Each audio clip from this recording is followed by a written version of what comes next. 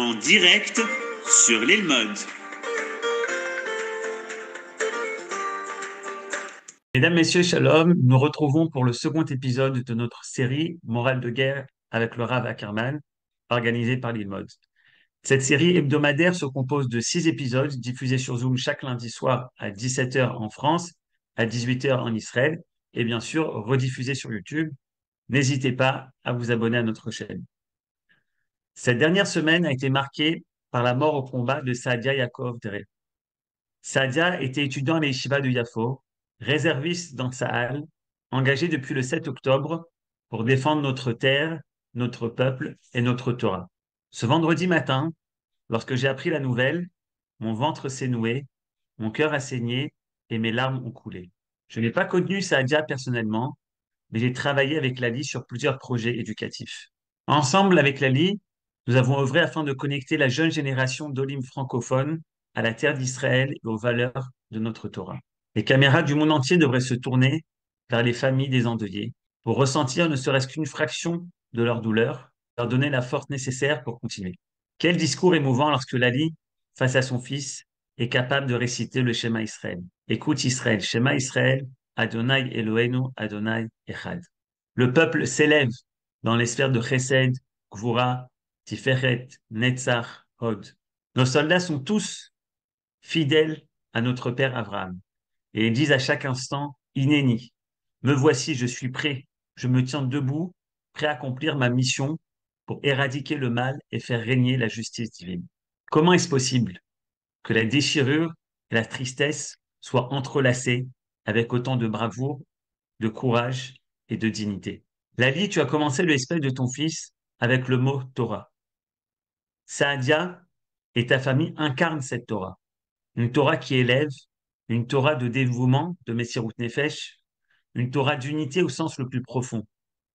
Une Torah qui proclame que c'est un mérite et une mitzvah de servir notre pays dans les rangs de Tzahal. Famille Deri, votre douleur est la nôtre.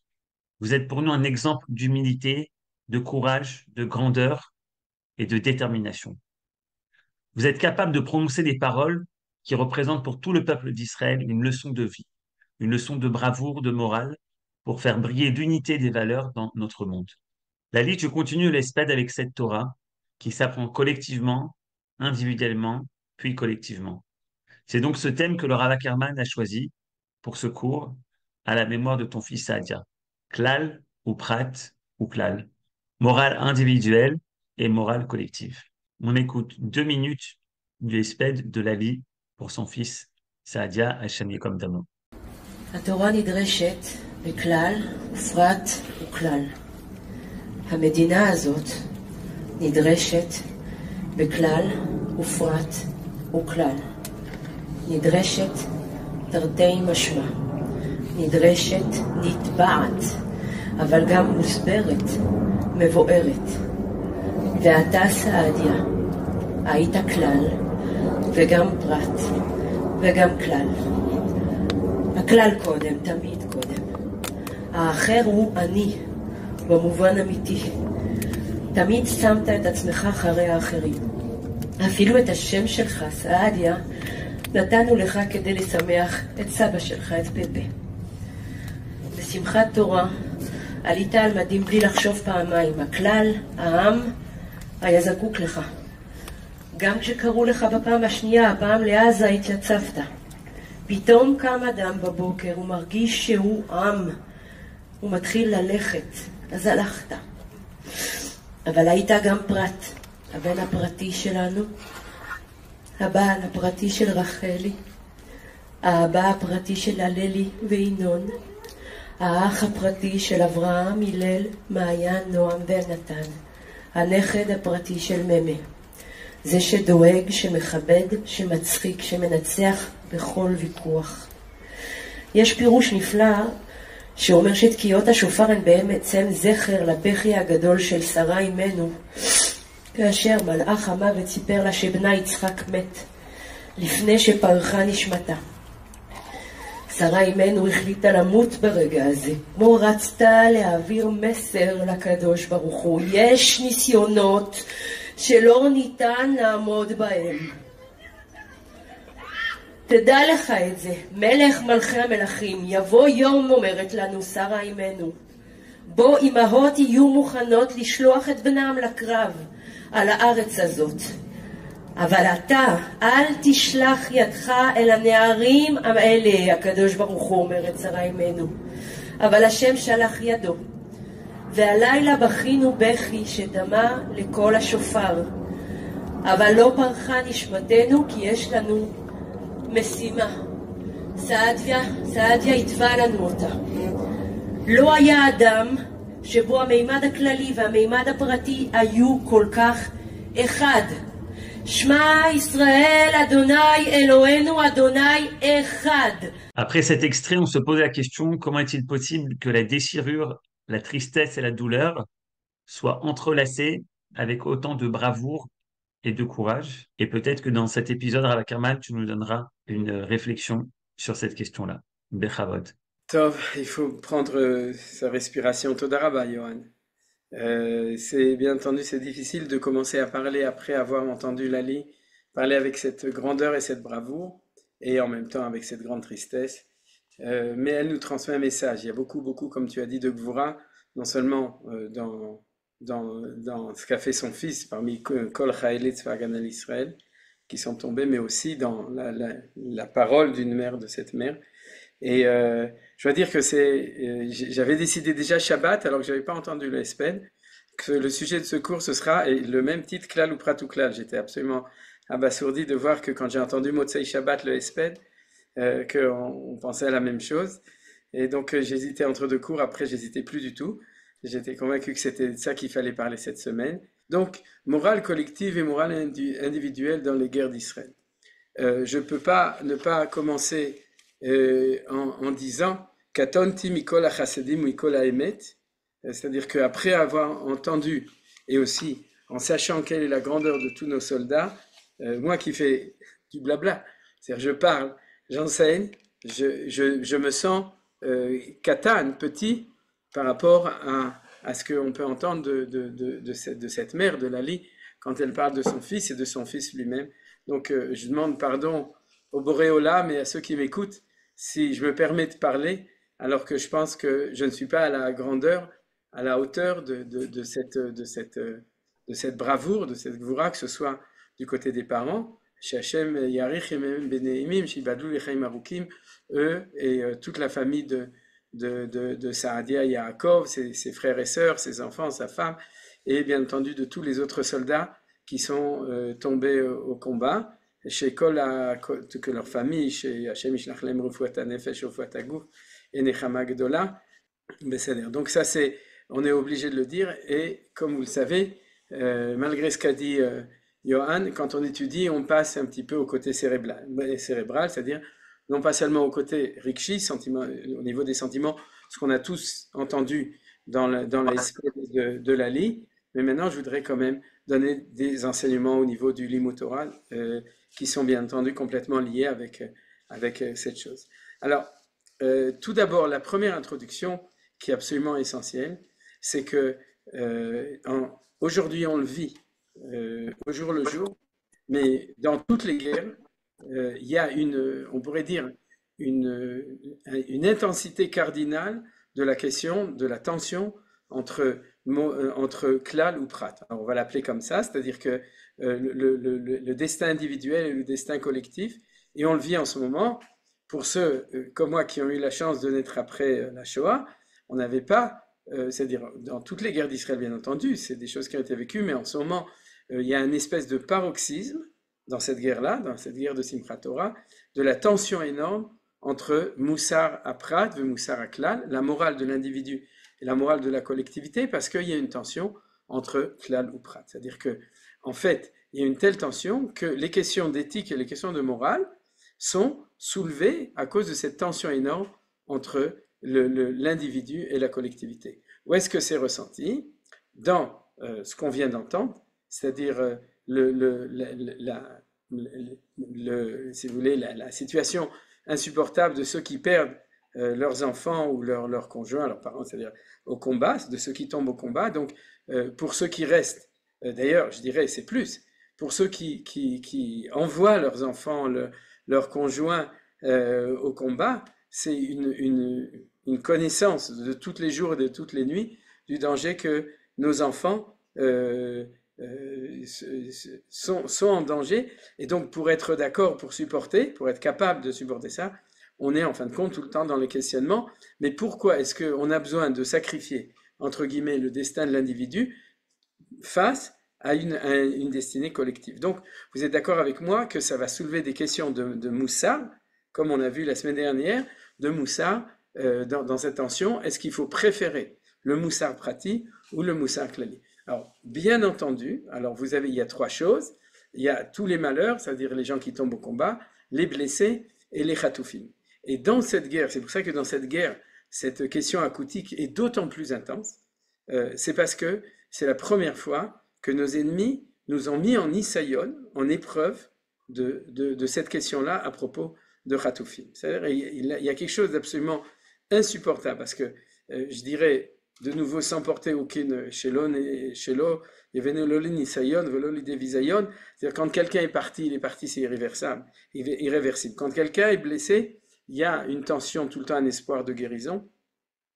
Dans le cas, qui est le cas de notre guerre, qui est historiquement depuis l'État d'Israël la première fois qu'on a une épreuve comme ça, l'épreuve de centaines de chatoufim, c'est une épreuve insurmontable de la pensée, de savoir que ces gens-là, au niveau de leur vie individuelle, sont en tragédie, en souffrance insupportable.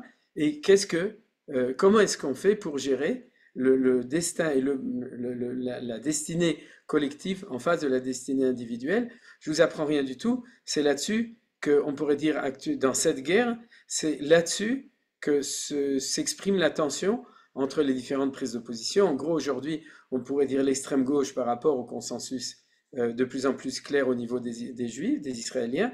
D'un côté, un consensus qui est de comprendre que la destinée collective doit mettre le pas devant. Les deux sont importants, on va le voir dans l'étude, mais il faut donner priorité à la destinée collective par rapport à la destinée individuelle. Et puis, il y a des gens qui crient très fort. Dans le cas des parents, des proches parents, on ne peut absolument pas les juger. Dans ceux qui l'exploitent à des fins politiques, à ce moment-là, on peut les condamner, absolument, il ne faut pas avoir peur de le faire.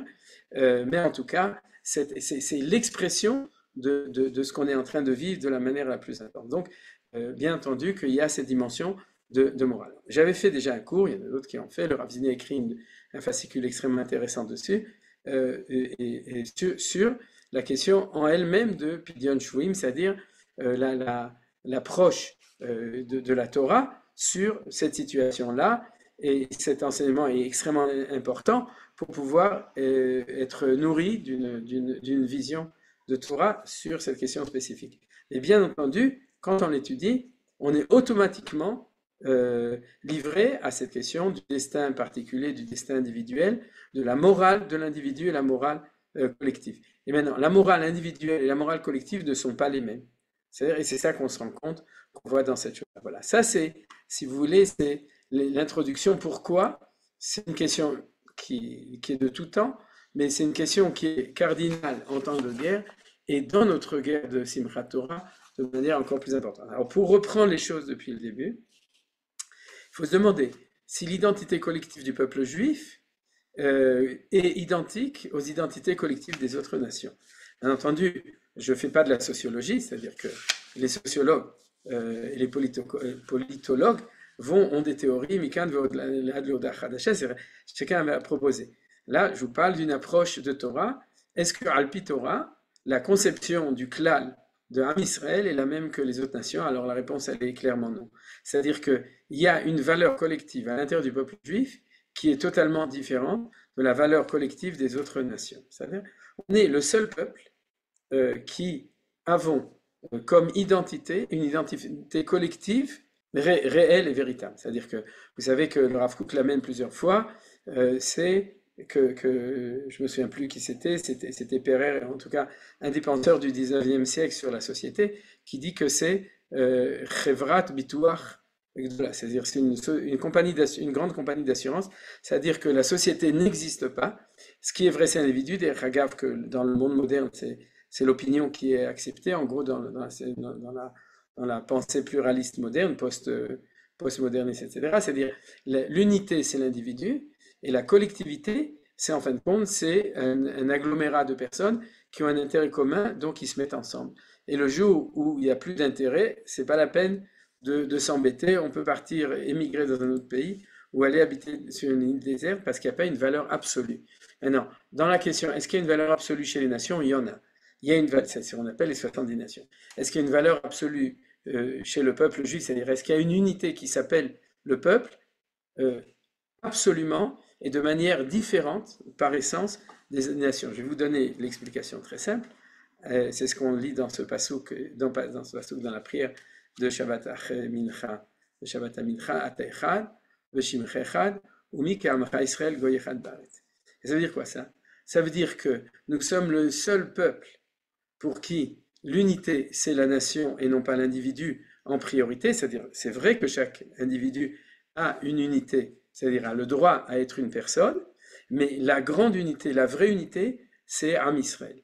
Et pourquoi? Parce que notre vocation, par notre essence, par notre existence et par notre enseignement de Torah, c'est de témoigner de l'unité de Dieu. C'est-à-dire Ata Echad Veshimcha Echad.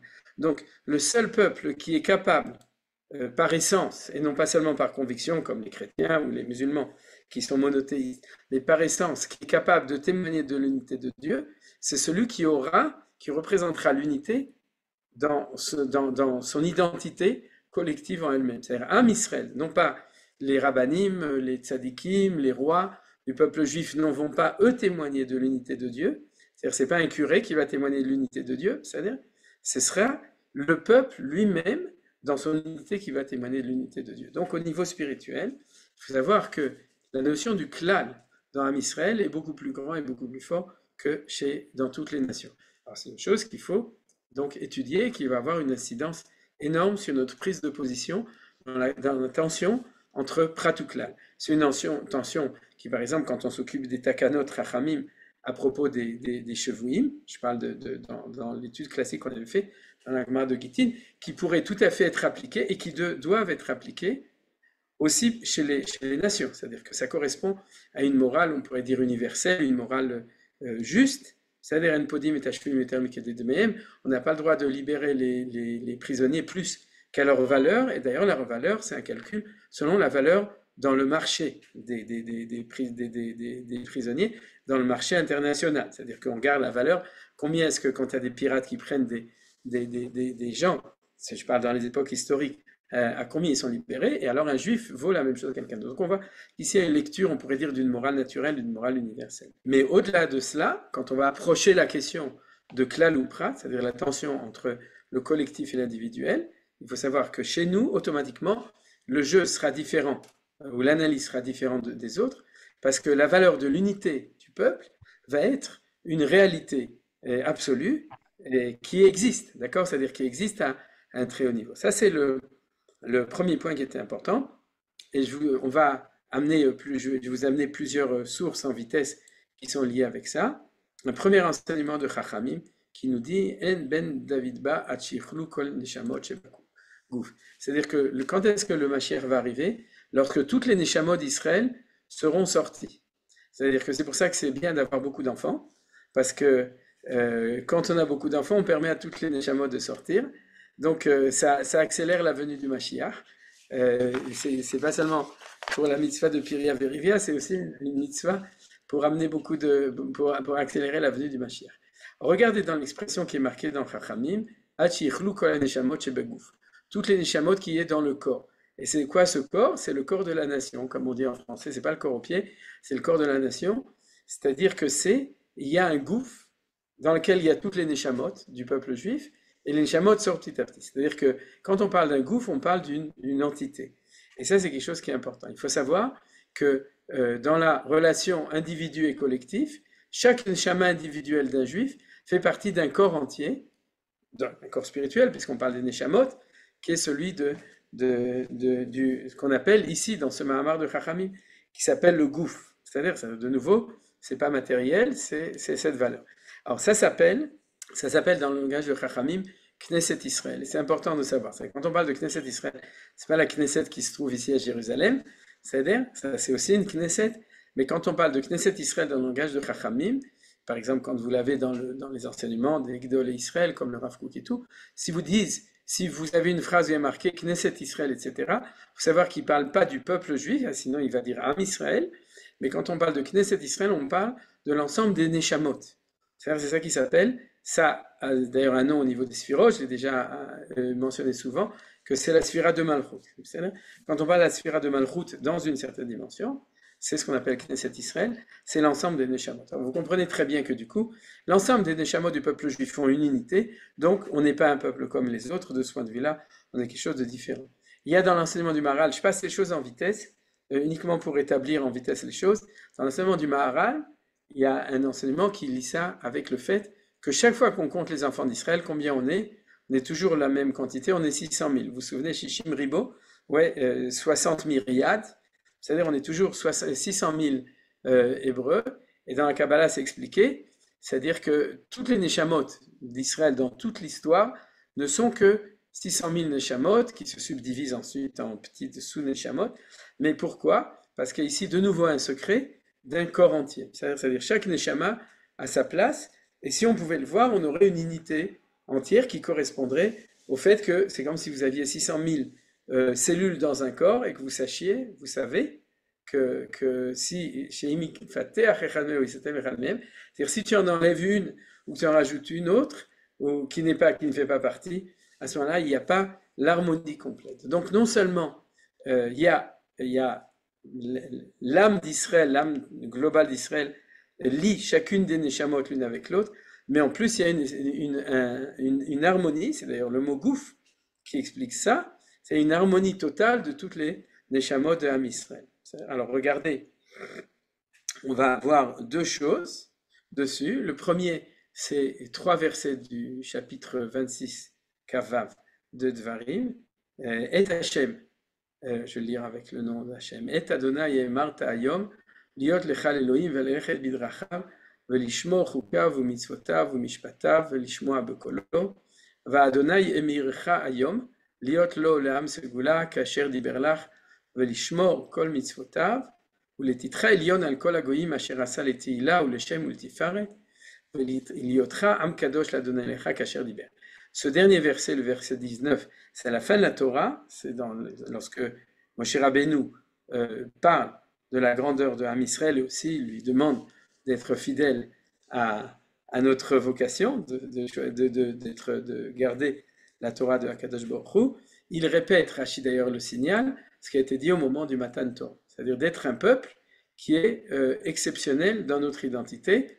Vous voyez, Liot Am Kadosh Adonai Lecha Kasher Diber, Elion Al Kol Agoyim Asher Asa Leteila ou le Shem ou le Tiferet. C'est-à-dire, on avait déjà étudié dans notre occasion ce passouk extraordinaire, mais les deux psukim qui le précèdent, je vais faire un tout petit peu plus petit pour qu'on puisse les voir ensemble. Dans les deux psukim qui le précèdent, on a une expression qui est bizarre. C'est Et Hashem et Martha, Va Hashem et Mircha. Vous voyez, maintenant, cette expression-là, et Martha et Mircha, c'est ce que Manitou avait appelé un apax en français. Apax, c'est-à-dire que c'est un mot qui apparaît une seule fois dans toute la Torah. Donc le nombre de commentaires sur ce mot et Mircha et Martha sont nombreux. Un d'eux, c'est le mot émir, l'émir. Vous savez ce que c'est un émir? C'est un dirigeant. Donc ça vient de là. C'est une des explications pour expliquer. C'est-à-dire que nous sommes les émirs du monde et Dieu est l'émir du monde. Et Rashi amène une autre explication, mais dans la Gemara, Chachamim disent Atem asituni chativa echad, ani esetrem chativa echad. C'est-à-dire dans la Gemara, dans l'explication de Chazal, vous m'avez fait une seule unité, donc je fais de vous une seule unité. C'est-à-dire le mot émir, c'est-à-dire ça veut dire vous êtes, je suis une unité, donc vous êtes aussi une unité. On vient à la phrase qu'on avait vue dans la prière de Shabbat, c'est-à-dire vous avez ici la source en gros, c'est ce qu'on appelle Yechida, c'est-à-dire le Yechida, l'unité. Am Israël est un peuple unique parce qu'il est unique, c'est-à-dire il a cette valeur de l'unité à l'intérieur de son identité. Le résultat, c'est ça qui fait notre supériorité par rapport aux autres goïms. On n'est pas supérieur parce qu'on est plus intelligent. On n'est même pas supérieur parce qu'on est plus religieux. On est supérieur aux autres âmes, aux autres religions, aux autres nations, pardon. L'alcool agoïm asherasa, parce que nous sommes le seul peuple qui porte en nous cette valeur de klaliout, d'unité. Vous voyez, c'est ça,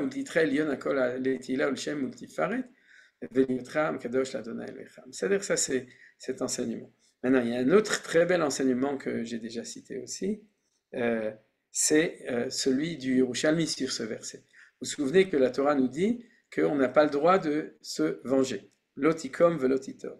Et la Gemara dit, mais comment c'est possible ni de se venger, ni de garder rancune, c'est impossible.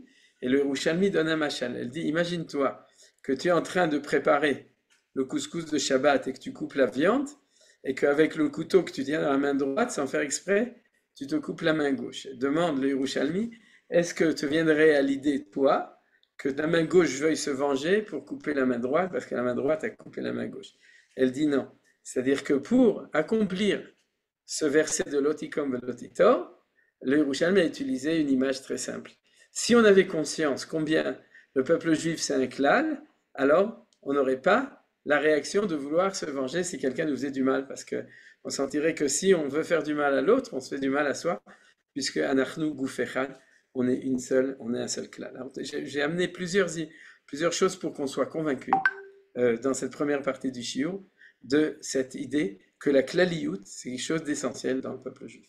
Maintenant, est-ce que, et c'est ça la question essentielle des 100 dernières années, c'est-à-dire avec le communisme, avec le capitalisme, avec le fascisme, etc., une des questions d'éthique essentielles on pourrait dire de l'humanité, surtout du monde occidental, parce que les autres, je ne sais pas combien ils se posent ce genre de questions, mais dans le monde occidental, la question est posée. Le problème est comme ça, c'est que cette dialectique entre le klal et le prat est présentée dans le monde comme une dialectique, on pourrait dire, avec une recherche d'équilibre, mais pratiquement impossible. C'est-à-dire que si jamais tu mets trop l'accent sur le klal, à ce moment-là, tu deviens totalitariste. C'est-à-dire que tu vas, comme dans le communisme et comme dans le fascisme, c'est-à-dire que tu vas, au nom de la nation, tu vas effacer le droit d'existence à l'individu. Et donc, on a ici une tension habituelle qui nous demande un yichud. De même que on a vu la semaine dernière l'équilibre entre le chesed et la gvura, ce qu'on répète tout le temps, c'est-à-dire en même temps la bonté et la rigueur. Alors on a ici aujourd'hui, on étudie un autre yichud dans la Torah, le Shem Yichud Kudsha Brechu Shchinte. Un yichud, c'est quoi? C'est le yichud entre klal ou prat. Est-il possible de faire une synthèse véritable du besoin du klal et du besoin du prat qui permettra de respecter le prat tout en respectant le klal et de respecter le klal en respectant le prat?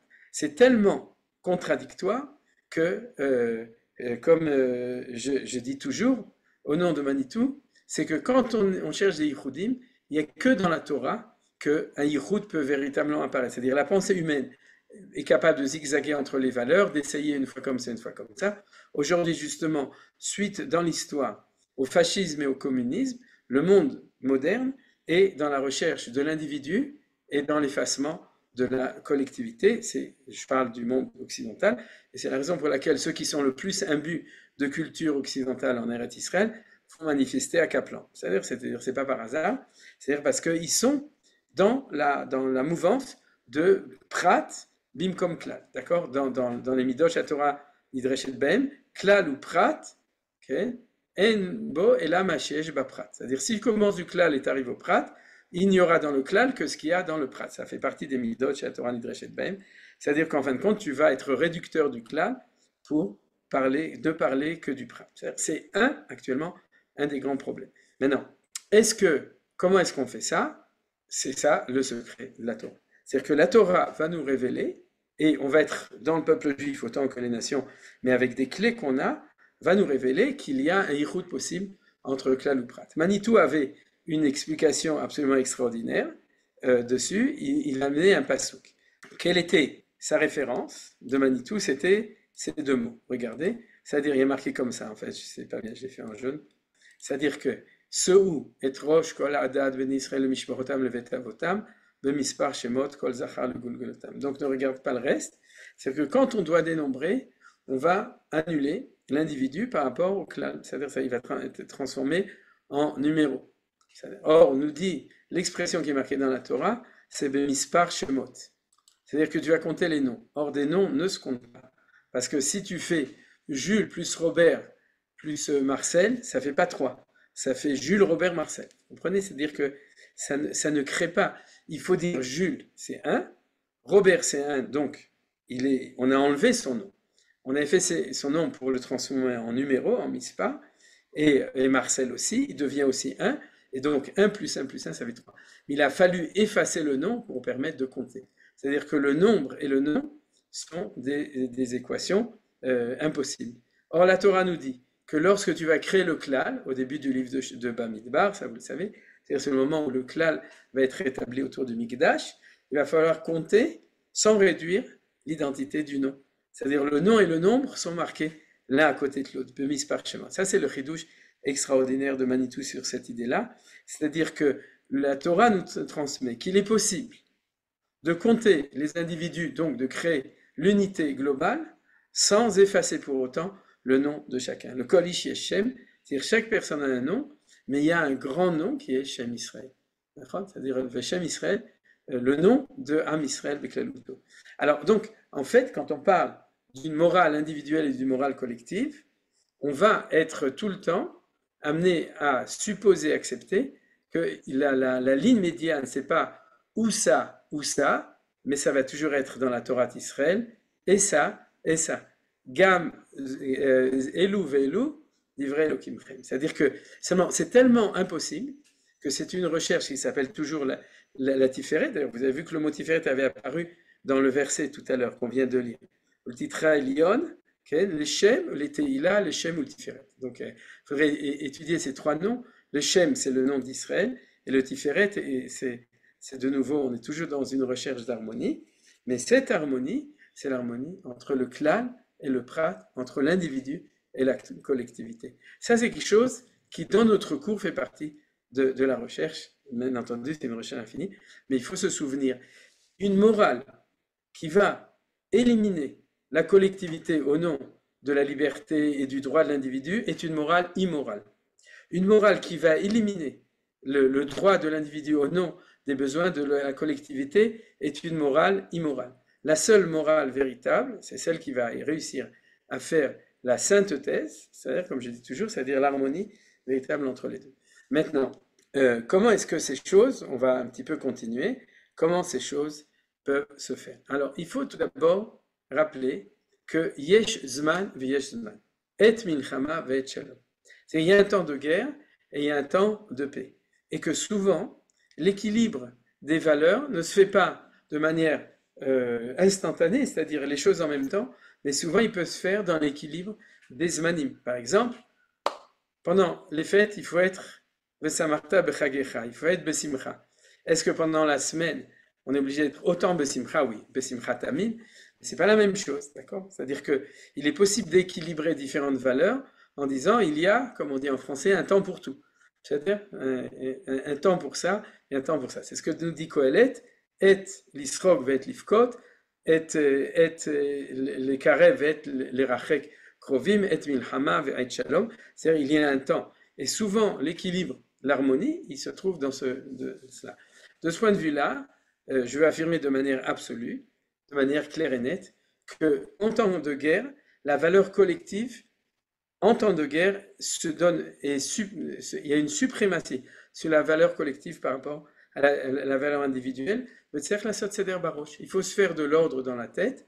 Quand on est en temps de guerre, on est tous, comment on appelle ça, megouyesim, j'ai oublié comment on dit en bon français. Comment on dit gius en Mobilisé. Voilà, oh, exactement, Toda Rabba Myriam. On est tous mobilisés, Bezrat Hashem, théoriquement. Pratiquement, on espère qu'on se sent mobilisé et non pas immobilisé. Mais en tout cas, cette notion, c'est par définition, c'est qu'en temps de guerre, la guerre, je parle d'une guerre de nation, je ne parle pas d'une guerre individuelle.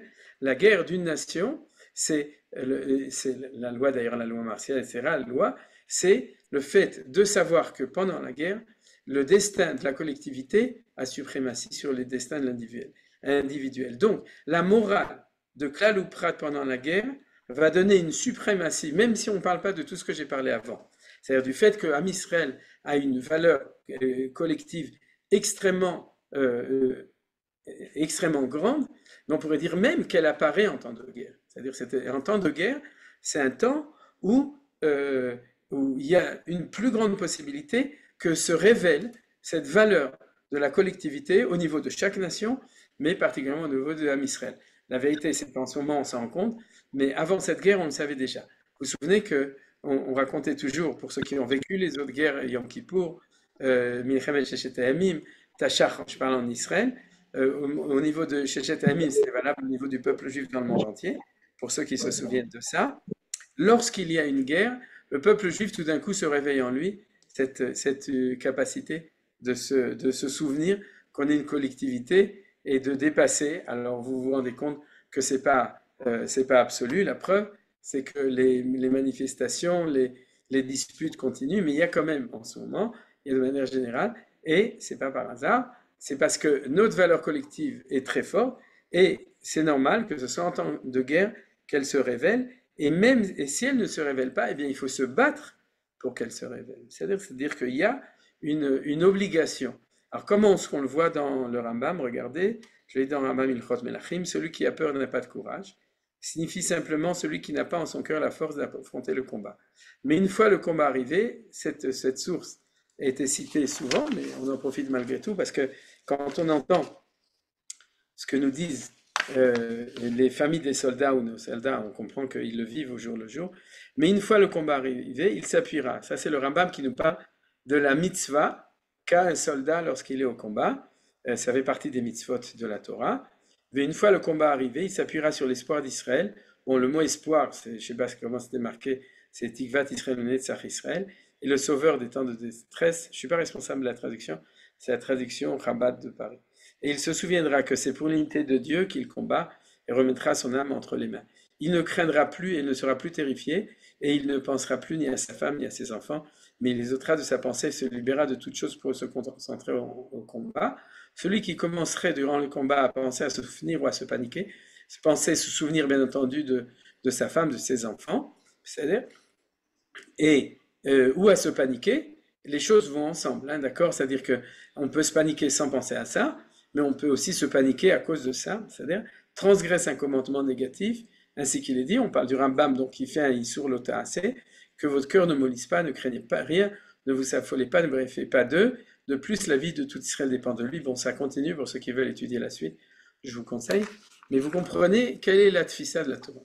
La tfissa de la Torah, puisque c'est une mitzvah Lota'aseh, donc c'est un din de Oraïta, c'est une loi de Oraïta, qui est incompréhensible si on n'avait pas fait le cours précédent sur la Gvura et d'autres cours Bezrat Hashem qu'on fera. C'est-à-dire, comment tu peux dire que celui qui a peur transgresse une interdiction de la Torah? C'est quelque chose qui est incompréhensible. La peur ne se contrôle pas. C'est-à-dire, ce qui ne se contrôle pas, c'est une peur, on pourrait dire naturelle, c'est-à-dire une peur instinctive. Ce qui peut se contrôler, c'est deux choses. Tout d'abord, apprendre à être gibor, c'est ce que moi, personnellement, qui ai eu la chance de combattre dans Tzahal, Baruch Hashem, chez Zachiti, avant de partir à la retraite de Tzahal. Mais Baruch Hashem, chez Zachiti, moi je ne suis pas à la hauteur des combattants d'aujourd'hui, peut-être pas, je ne sais pas. Mais en tout cas, je sais que j'ai appris à ne pas avoir peur. C'est-à-dire qu'on peut apprendre par l'entraînement, par l'étude, par la conviction de savoir pourquoi on fait les choses, qui est Am Israël, pourquoi on se bat, d'où on vient, et qu'est-ce qu'il y avait, et qu'est-ce qu'il y aurait si Chaz v'Shalom il n'y aurait pas de Tzahal. C'est-à-dire il y aurait Auschwitz, bien entendu. Donc on sait pourquoi on est là, on sait aussi que Akadosh Baruch Hu est avec nous, et toute cette chose qui va de concert avec l'entraînement fait qu'on peut apprendre à ne pas avoir peur. Ça, c'est une première chose. La deuxième chose qui nous touche directement, c'est ce que nous dit ici le Rambam, qui est un chidouche, c'est que le défaitisme, c'est de mettre l'individu avant la collectivité. C'est-à-dire que quand le soldat pense à sa femme et ses enfants, alors de nouveau, je sais qu'il y a un soldat sur qui on a témoigné que chaque fois qu'il parlait avec sa femme lui disait « Ne me téléphone pas », je ne me souviens plus qui c'est un des soldats qui est tombé au combat, Hachem Ikom Damo, qui est sa femme, où les gens ont raconté, quand il appelait, elle lui répondait « Ne me téléphone pas », c'est Assour mais à Torah. D'accord? Tu ne dois pas penser à moi, à tes enfants. Tu es au combat, donc c'est pas la peine de m'appeler. Tout va bien. Akol beseder. Ani Miss Taderet Levad. Je suis Miss Taderet. D'accord? Chacun sa Miss. C'est-à-dire. Et donc, mais vous voyez que la valeur du conflit en temps de guerre entre le destin de l'individu et le destin de la collectivité, c'est quelque chose qui est exprimé dans la halakha à propos du soldat qui est en train d'être au combat. Et si lui doit le faire, nous qui sommes derrière, qui n'avons pas la bravoure et le danger qui est là-bas, nous sommes obligés de le faire. Bekal vachomer shel kal vachomer. Vous comprenez ce que je veux dire? Si lui, pour qui c'est tellement difficile parce qu'il est vraiment en danger et qu'il est vraiment en train de penser à sa femme et ses enfants, et c'est très difficile, est capable de le faire, et on entend de nos soldats, chaque fois qu'on les entend, ceux qui sont à Gaza et autre part, on les entend qu'ils le disent, ils l'expriment dans leurs mots tout le temps, c'est-à-dire nous, qui sommes assis confortablement sur notre canapé, avons-nous le droit, nous, d'être moins à la hauteur que lui à propos de ça? Vous comprenez? Alors je ne dis pas que c'est facile, personne n'a dit que c'était facile, mais c'est pas parce que c'est pas facile que c'est pas un émet, c'est pas une vérité. Les vérités ne sont pas toujours faciles à vivre. Mais en tout cas, ça c'est le premier limoud très important qu'on peut voir dedans. Je crois qu'on va faire 2 shiurim sur ce sujet-là, parce que je vois que j'aurai pas le temps de faire le cours en une fois à chaque fois. Je me dis, Eludvarim Shalem min shiur, c'est des choses qui sont j'aurai le temps, mais on n'aura pas le temps. Donc c'est un premier cours, et Bezrat Hashem la semaine prochaine, c'est un sujet tellement important, cette notion de klal uprat, que Bezrat Hashem on aura le temps de le faire après. Donc, il y a une deuxième source très intéressante dans le même Rambam, c'est-à-dire que tout ça, la Gemara, c'est la Gemara de Sota, la source se trouve là-bas, et la source, bien entendu, se trouve dans la Torah, c'est-à-dire dans ces psukim que le Rambam a cités, que j'ai pas inscrit directement dans leur Mekorot, mais ça se trouve dans la Parasha de Shoftim, dans le livre de Dvarim dans la Parasha de Shoftim, c'est la Parasha qui nous parle de la sortie au combat.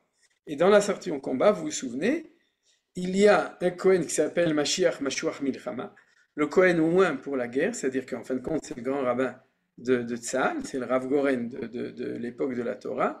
À l'époque, c'était un prêtre qui était oint, comme le grand prêtre, c'est-à-dire, il était oint pour être l'inspirateur du courage à l'intérieur de l'armée. Celui qui doit donner ça, c'est celui qui est comme ça. Je ne sais pas si vous savez, je vous l'avais déjà raconté, j'avais fait un cours une fois, que c'est la raison pour laquelle Ofer Winter, un des plus grands combattants de notre armée, a été mis dehors parce qu'il a osé, il y a 10 ans, au moment des combats à Gaza, il a osé dire à ses soldats avant de sortir au combat de lire les psukim de la Torah que disait le Kohen Mashiach Milchama avant de sortir au combat. Baruch Hashem, dans cette guerre, il y a plein de petits films qui circulent, qui montrent qu'actuellement, pratiquement toutes les unités où il y a un mefaket qui est dati, c'est comme ça qu'on sort au combat, en lisant Parshat Yetziat la Milchama, Shema Yisrael Takarev Hayom la Milchama, etc.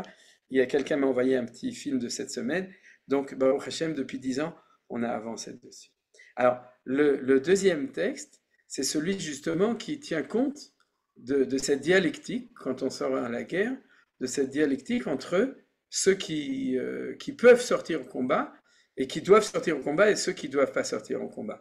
Qui est-ce qui est exempté de sortir au combat? Vous le savez, je le cite par oral, c'est ceux qui se sont fiancés et pas mariés, celui qui a construit une maison qu'il n'a pas inaugurée et celui qui a planté une vigne et qui ne l'a pas encore aussi inaugurée.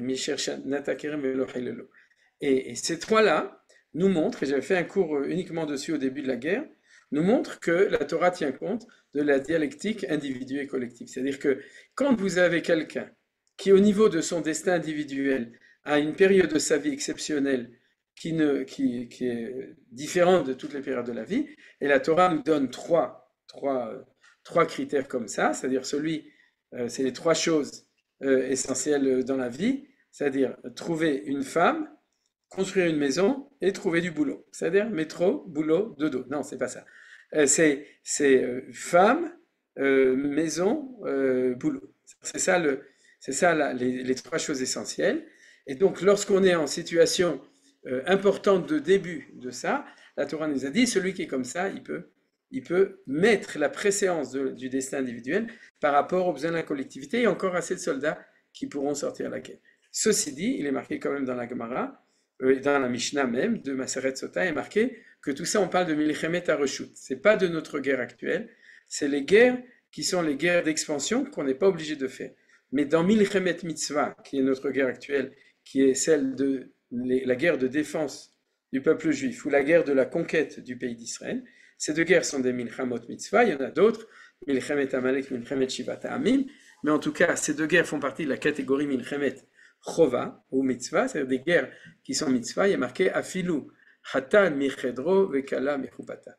C'est-à-dire que même le Chatan qui est sous la choupa, le dénuptial, s'il reçoit un tzav shmoné, il dit bye bye à sa kala et il part à la guerre. Ce qu'on a connu dans cette guerre et dans les guerres précédentes. C'est-à-dire cette idée que si tu es appelé tzav shmoné, à ce moment-là, de nouveau, ta femme, ta famille, tes enfants, tes parents, c'est plus important parce que il y a le fait de, je dis pas de sacrifier parce que Bezrat Hashem, les gens reviennent, mais de donner la préséance au destin collectif, au destin individuel. Et quand c'est une Milchemet Chova ou une Milchemet Mitzvah, c'est, comme nous dit la Gemara, c'est de manière absolue. Même ceux qui viennent de construire une maison, c'est pour ça qu'on dit Chatan Michedro. Même celui qui est sous le dénuptial, c'est-à-dire Kala Michupata, même lui, il doit sortir au combat.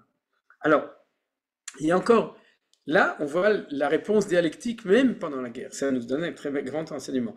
Il y a quand même un mispar shemot dans la guerre. C'est-à-dire qu'il y a quand même des individus qui ont un droit de ne pas sortir en combat dans deux conditions.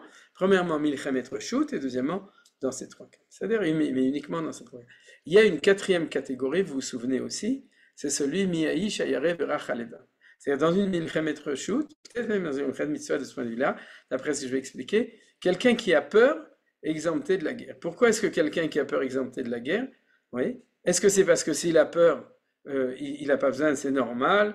Il y a des gens qui sont peureux, ils n'ont pas été éduqués à faire la guerre, leurs parents non plus l'ont pas fait, leurs grands-parents n'ont pas fait, ça fait pas partie de leur éducation et de leur culture, donc c'est pas grave, lui n'est pas obligé, c'est les autres, la chair à canon, lui, il n'a pas besoin, sûrement pas. Chas v'shalom, je ne vise personne de toute façon, parce que surtout on est au milieu de la guerre, c'est-à-dire, et en fait vous savez même pas à qui je pense, mais en tout cas à quelle population, mais en tout cas, la question est comme ça. Pourquoi est-ce que le peureux est exempté? Vous savez pourquoi? Velo imas et levavachiv. C'est ce qui est marqué au tout début ici. Celui qui a peur et n'a pas de courage, c'est simplement celui qui n'a pas son la force d'affronter au combat. Mais le Rambam ne dit pas à la suite du pasouk, c'est-à-dire, c'est parce que celui qui a peur n'a pas le droit d'aller au combat, parce qu'on a peur que quoi? Qu'est-ce qu'il va faire? Yitzhak. Vas-y, Yitzhak, dis-nous-le. Il va contaminer par sa peur. Il va faire peur aux Voilà, autres. exactement. Velo imas et levavechav. Il va contaminer par sa peur. Est-ce que c'est une considération individuelle ou collective? Collective. Absolument, Collective. Donc il faut faire attention à ça, d'accord? Il n'y a pas d'exemption de quelqu'un qui a peur. Il y a une exemption de quelqu'un qui a peur parce qu'il est plus néfaste que positif au niveau de la guerre. On n'a pas besoin de gens qui sont des démoralisateurs. Donc, conclusion, vous avez compris. Conclusion, on n'a pas le droit d'écouter des gens qui démoralisent. C'est-à-dire, ni dans les journaux, ni dans les trucs, ni dans les médias. Tous ceux qui démoralisent ils sont exemptés de parler parce qu'ils sont démoralisateurs, donc ils ne sont pas tours d'ouvrir la bouche. Donc si vous-même vous sentez à l'intérieur de vous qu'un jour vous vous levez le matin et que vous êtes démoralisé, c'est normal, c'est humain, vous avez une grande mitzvah, c'est de ne rien dire. Parce que veloïma, c'est leva vechav, d'accord? C'est vrai qu'il y a des gens qui sont des limaces, veloïma, ils n'avancent pas très vite, c'est-à-dire, mais vous avez compris, l'idée est très importante. Il y a deux catégories. Celui qui est exempté au nom du droit individuel, c'est les trois, Iban Abayt, etc., et uniquement Milchemet Reshut. Il y a ceux qui sont exemptés pour le bien de la nation, pour le bien de la guerre au niveau de la nation. Maintenant, il y a encore un point qui est marqué ici. Regardez, j'ai bien entendu, j'ai pris le Rambam parce qu'il est traduit en français. Halakha 3 dans le même périk, Sheva, 7e chapitre de Ilchot Melachim, ou Milchamotem. C'est-à-dire que le Rambam n'a pas donné les lois des rois, il a donné les lois des rois et de leur guerre. C'est-à-dire que si jamais tu as un roi, c'est que tu as un État, et si tu as un État, c'est normal qu'il y a des guerres. C'est normal, ça fait partie de la normalité des choses, malheureusement. C'est-à-dire, tant que le Mashiach n'est pas arrivé, et qu'on ne va pas transformer nos épées en charrues, et que le loup ne paye pas encore, n'est pas en train de paître avec l'agneau. Au moment où on resserre les rangs pour le combat qui approche, loin pour la guerre se tient debout sur un lieu surélevé devant des troupes. Loin, on a dit, c'est le Mashiach Milchama, c'est le Kohen qui est considéré comme un second du grand prêtre, parce que c'est un grand prêtre de guerre, c'est-à-dire, et se tient debout sur un lieu surélevé devant les troupes, et leur dit en hébreu, écoute Israël, vous partez ce jour en guerre contre vos ennemis, que votre cœur ne mollisse point, ne craignez rien, ne vous affolez pas, ne vous terrifiez pas d'eux, car Dieu, car l'Éternel vos dieux, va avec vous pour mener votre commun sur vos ennemis et pour vous les délivrer. C'est le passage qu'on dit, Kashem Elokechem, Ken Aolech Imachem Ilachem, Lachem Oivechem, Loshietrem. C'est le passage qu'on dit tout le temps, c'est la fin de tout cela. Mais ça veut dire quoi? Il leur rappelle que c'est interdit d'avoir peur. C'est-à-dire, et il leur explique aussi pourquoi vous n'avez pas besoin d'avoir peur. Il y a énormément d'enseignements sur cette chose-là. Mais on va s'arrêter uniquement à un point important, c'est que c'est marqué Belashon HaKodesh. Cette Mishnah apparaît dans le traité de Sota, qui fait la liste de Elu Nehemarim Belachon Lashon, Elu Nehemarim Belashon HaKodesh. Qu'est-ce qu'on a le droit, théoriquement, Manitou disait théoriquement, mais pas pratiquement, de dire dans toutes les langues, Tefila, Shema, ve Birkat Hamazon. C'est-à-dire que la prière, le Kriyat Shema et le Birkat Hamazon, on peut le dire dans toutes les langues. Pourquoi Manitou disait théoriquement, pas pratiquement? C'est que la tradition n'a pas accepté ça. C'est ce que font les réformés et les chrétiens, d'accord? Mais dans la tradition, on a maintenu le fait qu'il vaut mieux lire en hébreu sans rien comprendre que de lire en français ou en latin et de tout comprendre. Pourquoi? Parce qu'on perd le lien avec le Lashon HaKodesh, avec le Kodesh, quand on commence à parler dans une langue. Donc il vaut mieux prier en hébreu et regarder une traduction ou ne rien comprendre, comme beaucoup de nos frères qui prient avec grande ferveur en dehors du pays d'Israël, et comme nous d'ailleurs quand on était jeunes, on priait avec beaucoup de ferveur, on comprenait rien de ce qu'on disait, mais il faut mieux ça pour les Chachamim. Mais dans la théorie, pourquoi? Non, pourquoi? Parce que c'est important de lire dans ta langue, puisque ça fait partie de prat, de l'individualité, d'accord? De prier, de créer sa relation vis-à-vis d'Akadosh Baruch Hu. Ce qui est dit que en Lashon HaKodesh, Ve'elo Nimarim Belashon HaKodesh, c'est les choses qui sont liées avec la collectivité. Lorsqu'on parle en hébreu, on est lié avec la collectivité. Et c'est pour ça que Gzerat HaKatuv, c'est un décret divin, que lorsque le Kohen Gadol parle au moment de sortir à la guerre, il doit dire les choses, Shema Israël, ata yotze hayom la milchama, il doit dire les choses, Belashon HaKodesh. Il doit les dire en hébreu. Pourquoi? Parce que pour pouvoir transmettre la valeur de la collectivité, il faut parler Belashon HaKodesh. Pour transmettre le Kodesh, qui est l'unité du peuple juif qui représente le Kodesh HaElion, le Kodesh de Akadosh Baruch Hu, alors il faut parler Belashon HaKodesh. Et c'est pour ça que le Mashiach Milchama, il parlait Belashon HaKodesh. Alors, on va s'arrêter là, dans le cours.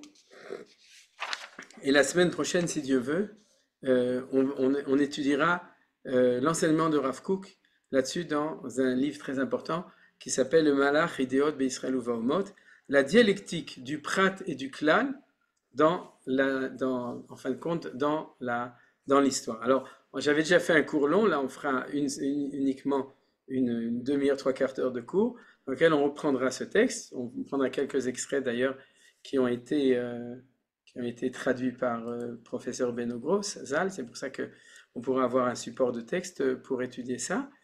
Et on verra des choses extrêmement importantes sur l'importance du retour au klal de notre temps. C'est-à-dire le retour en Israël, quelle est l'incidence que ça à la restitution de notre identité collective. Ce sera donc le deuxième volet de notre étude. Je voudrais uniquement terminer avant Annette, la question d'Annette, c'est-à-dire uniquement terminer avec une phrase que peut-être je dirai aussi la semaine prochaine. C'est pour terminer avec le hesped l'espèce qu'on a entendu tout à l'heure de Lali, Hashem Ishmor Alea Vitela Rechut Yamim, et qu'elle soit capable, qu'elle continue en tant que quelqu'un qui a le Chochmata Alashon, puisqu'elle est journaliste, qu'elle soit capable d'être notre porte-parole, le porte-parole aussi de Am Israël, par la force et la clarté de ce qu'elle transmet. Il y a dans les Midot chez Torah Nidreshet Bahem, Klal ou Prat ou Klal, et aussi Prat ou Klal ou Prat. Et en fin de compte, si vous regardez, c'est la même chose, c'est une synthèse du Klal et du Prat. Mais il y a une grande différence. C'est-à-dire le problème est de savoir, est-ce que tu commences de l'individu que tu tiens compte du klal, mais tu finis toujours par revenir à toi-même, c'est-à-dire ça c'est prat ou klal ou prat, ou est-ce que dans notre vie, on tient compte, mais on est dans ce qu'elle a dit, dans klal ou prat ou klal, ve'iratson bezrat Hashem, que chacun de nous, et surtout que klal Israël soit capable de vivre dans cette synthèse qui s'appelle klal ou prat ou klal. Toda rabba, à la תודה akshava. רבה. תודה, Et, תודה רבה. Annette, tu es la première. Bechavon. Excusez-moi, je vais vous interrompre pour savoir. Où introduisons-nous dans ton klal et prat les 600 000 neshamot? Où elles sont? Qu'est-ce que c'est? Ah, c'est ce que je dis tout à l'heure. Oui, Ouais. alors parce qu'il y a un numéro, puis après ça, vous parlez prat et puis klal. Ouais. Qu'est-ce que c'est ces neshamot qui restent toujours les mêmes et il y a toujours un chiffre qui reste statique? Oui, d'abord, c'est ce que.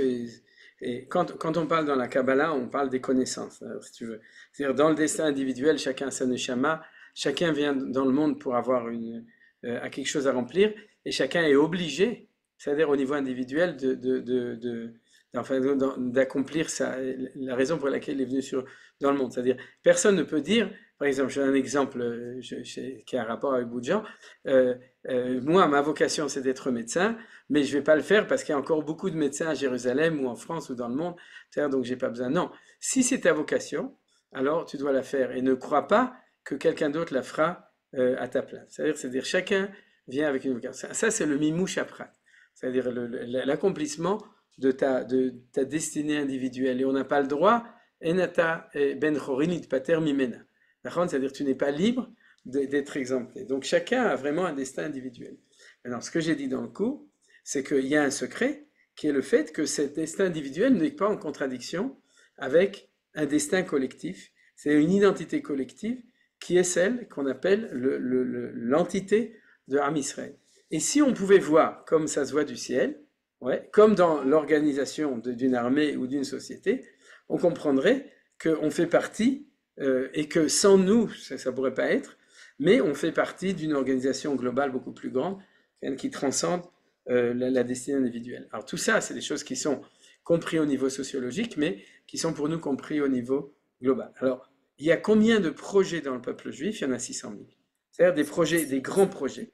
Il y a 600 000 projets, et puisqu'il y a 600 000 projets, et ces 600 000 projets font l'entité, c'est comme si en biologie, comme je t'ai dit, ou en anatomie de manière générale, on découvrait qu'il y a 600 000 parties dans le corps humain. D'ailleurs, nos sages nous le disent qu'il y a 248 membres, 613, vous connaissez tout ça.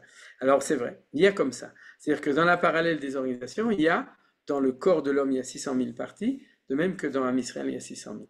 Alors chacun est subdivisé, et c'est pour ça que notre destin est indexé à une de ce qu'on appelle ces neshamot klaliot. Et chacun fait partie de ça. Alors c'est un secret, c'est-à-dire d'un côté, si on le savait, on sentirait qu'on n'est pas libre dans notre destinée, on dirait je suis enrôlé, c'est-à-dire j'ai un rôle à faire, je suis obligé de le faire, etc. J'ai pas de liberté, je fais partie de cette neshama klalit, et dans cette neshama, je fais partie de ce destin, et où suis-je au niveau de ma liberté? Donc c'est pour ça qu'Akadosh Baruch Hu nous le révèle pas, on ne sait pas. Mais au niveau du Hémet, il faut savoir que les deux choses vont ensemble. Et ce numéro, donc du coup de 600 000, est un numéro qui est une valeur qui n'est pas hasardeuse. C'est pas qu'on est sorti d'Égypte et que par hasard, Dieu il a compté, il a dit « Waouh, vous êtes 600 000 ». Non, c'est que dans le nombre des 600 000, de même que du nombre de 7, du nombre de 12, du nombre de 70, on a des chiffres qui se développent et on a un chiffre qui s'appelle Shishim Ribo, qui est un chiffre magique, on pourrait dire, ou un chiffre secret qui représente l'expression de l'harmonie de tout ça ensemble. Alors celui qui en parle, par exemple, c'est le Maharal, comme j'ai cité, je n'ai pas vérifié dans quelle source, ça doit être ou dans Gvurot Hashem, à mon avis c'est dans Gvurot Hashem. C'est au début de Gvurot Hashem que le Maharal parle de ça. Quelqu'un a demandé si les Bnei Noach rejoignent le collectif, absolument, ils peuvent le rejoindre. C'est-à-dire, s'ils veulent, ils peuvent, et ils ont justement la chance, puisqu'ils sont devenus des Noachim, de pouvoir le rejoindre. Ils ne sont pas obligés. C'est-à-dire, je veux dire, bien entendu qu'ils sont obligés, mais disons que la définition d'un Ben Noach, c'est un goy tzadik, c'est-à-dire quelqu'un qui fait partie d'une nation qui est tzadik, mais il est tzadik parce qu'il est lié aussi avec Am Israël, bien entendu. Ensuite, c'était Nelly, Bechavot. Mais ça y est, j'ai éteint l'autre parce qu'on donc, ce qui me semble que tu as dit que l'hébreu, c'est ce qui transmettait le klal. Mais je me demandais si au niveau, par exemple, du Kaddish, de ce qu'on dit au début de la Haggadah, de Pessah, etc. Ça me semble être aussi klal, et ça se dit en araméen. Alors, au début de la Haggadah, non, c'est Prat. Oui, c'est oui, Prat. D'Afka, c'est un exemple où on voit que c'est vrai qu'il y a marqué Kol Dirvini Teve Echol, mais Kol Teve Sach, mais c'est la Haggadah de Galout, et c'est celle qui a transféré. Il n'y a plus de Korban Pessah, il n'y a plus de Beth Amikdash, etc. C'est la traduction du Klal, c'est Klal ou Prat, en fait. Au niveau du Kaddish, on l'avait étudié, c'est complètement, c'est quelque chose de tout à fait différent. C'est-à-dire que c'est l'impossibilité en temps d'exil de pouvoir vraiment exprimer de manière claire, c'est ce qu'on avait étudié en cours sur le Kaddish cette année, c'est-à-dire de manière claire, la réalité collective qui n'est pas là. Donc en fait, c'est oui comme ça. C'est-à-dire qu'on est en train de le dire en araméen pour protéger une expression de klal qui ne peut pas être dit si jamais on n'est pas encore en situation. C'est la shlemut, shema havayam, c'est-à-dire En Israël aussi. Quoi? Oui, tu as raison. C'est-à-dire on a des sources qui montrent que je les avais montrées d'ailleurs, qu'à l'époque, au Beth Amikdash, on ne fait pas Kaddish, on dit autre chose. On dit Baruch Shem Kevod Malchut Olam Ved au lieu de dire Yesh Merabam Vorach L'Olam Ulol Me'al Mayam. C'est-à-dire, on dit autre chose et ça veut dire autre chose. On l'a vu d'ailleurs dans le texte de la Gemara de Brachot à propos de ça. Et sur le Harabaït, déjà aujourd'hui, si tu demandes est-ce que ça se fait déjà, oui. Pour ceux qui prient sur le Harabaït, quand ils entendent une bracha, ils disent pas Amen, ils disent Baruch Shem Kevod. C'est-à-dire qu'ils ont déjà recommencé à exprimer. Ceux qui veulent monter au Harabaït, je suis monté hier, il n'y a pas d'arabe, ils sont pas là le matin, pour ceux qui veulent prier, c'est possible de prier sur le Harabaït, selon les limitations qui nous sont données, mais c'est possible. Donc ceux qui veulent aller prier sur le Harabaït, c'est Efshari. Si quelqu'un veut organiser, Yohan, s'il entend une Aliyah Beyachad, c'est les hommes et les femmes, tout le monde peut monter avec moi. Ani esmach l'arganese un Yom Rishon Baboker Besimcha Rabba pour ceux qui veulent. Tov. Alors Bezrat Hashem, Kodem Kol Shenishma Besorot Tovot. Amen. Mina Shamayim Yenuchamu, que tous ceux qui sont endeuillés soient consolés. Que notre cours soit une source de consolation Bezrat Hashem pour Am Israël et de renforcement. Et donc, pour Hashem, j'ai pas eu le temps. Et Bezrat Hashem, lundi prochain, on continue sur notre lancée sur cette question de Klal ou Prat ou Klal. Shalom. Mercredi ou à la semaine prochaine. Merci d'avoir visionné cette vidéo. Je vous invite à vous abonner à notre chaîne InMode pour plus de replays, de conférences, de cours, d'interviews. Cliquez sur le bouton juste ici et vous êtes abonné à l'InMode. À très bientôt.